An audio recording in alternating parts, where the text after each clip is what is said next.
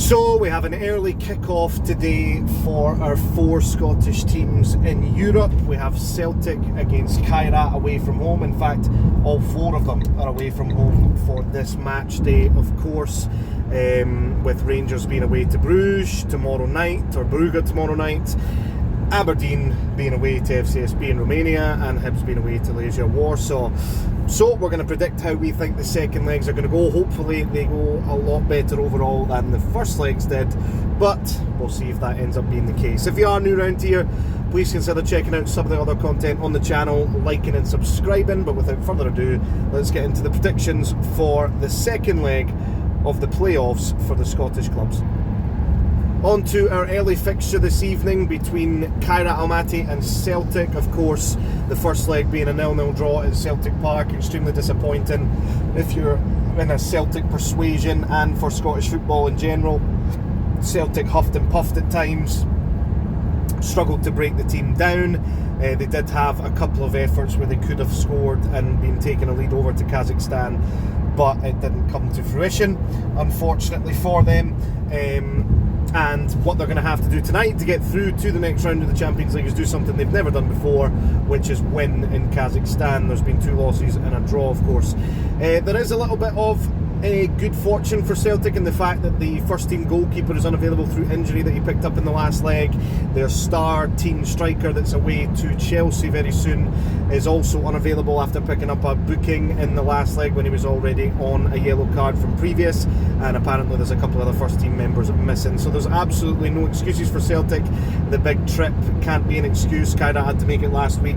I would expect Kairat not to be quite as time wasting and park the bus. Looking at it on the counter, I think they're going to look to try and be a bit more positive at home, which could suit Celtic as well. But I do think Celtic probably need to get an early goal just to calm the nerves, and I'm going to back Celtic to go through 2-0 in this tie. On to Brugge versus Rangers, or Bruges versus Rangers on Wednesday night.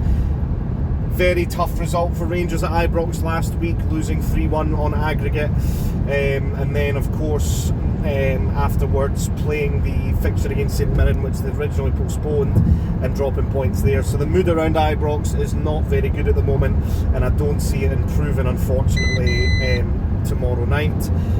There's a wee notification for me. I don't see it improving tomorrow night, unfortunately. I do believe that the tie is finished, and at home we will see a similar trend to what has happened in Rangers' European fixtures so far this season, where they've been really on the back foot. I don't think it's going to suit them having to come out and try and score, and I think Brugge will take advantage of that in the attack. I'm going to go for a 3-0 Bruges win, unfortunately, for Rangers.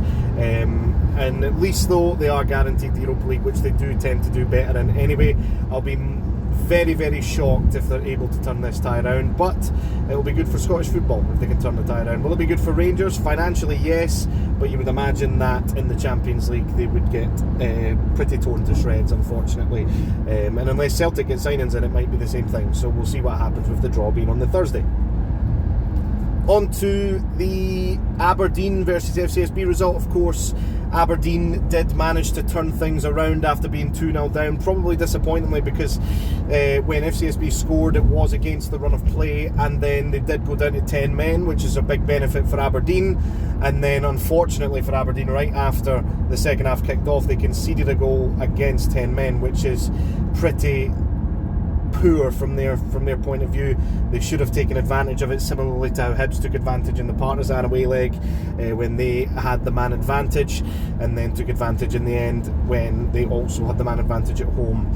But at least the positive news for Aberdeen is they did mean that it's basically 0-0 in the tie, with no away goals rule being in existence anymore. And the positive for Aberdeen as well is that FCSB did play at the weekend and Aberdeen did not. They postponed their game, and FCSB lost at home 2-0 as well. So fingers crossed Aberdeen can do something similar.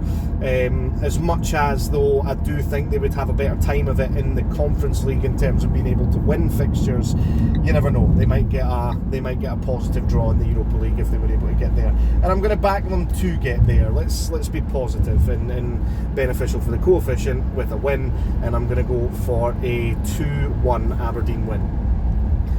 And on to a tie that looked like it might have been dead and buried when Leisure went 3-0 up away from home last week, and then that goal was disallowed, and then Hibs' Josh Mulligan scored late on to mean that it went to 2-1 on aggregate. So Hibs very much still in the tie, but a lot to do with that being the case. They of course need to win by 2 goals to go through without extra time and penalties. I think it will be a tough ask, but Leisure Warsaw have been very up and down in Europe this season.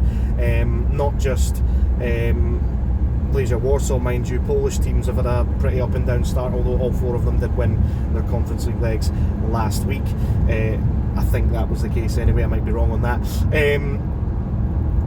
It's going to be tough for Hibs, definitely.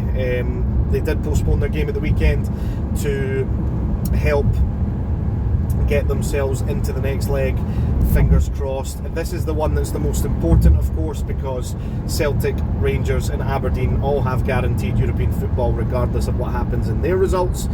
So this is the one that's got the most riding on it. I would like to think that Hibs can do it.